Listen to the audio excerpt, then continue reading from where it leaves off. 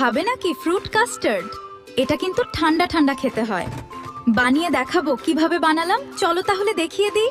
দুধ বসিয়ে দিয়েছি, এবার 2 চামচ চিনি দিয়ে ভালো করে নেড়ে নিচ্ছি।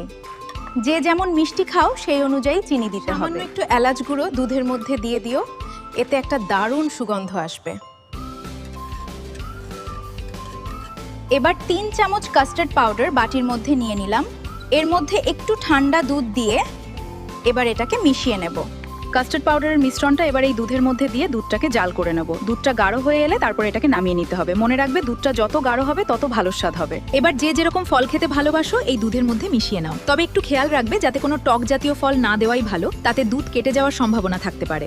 কিছুটা ড্রাই ফ্রুটস ছড়িয়ে দিলাম, এতে স্বাদ ডাবল হয়ে যাবে। এবার এটাকে রেফ্রিজারেটরে রেখে দেব 6 ঘন্টার জন্য।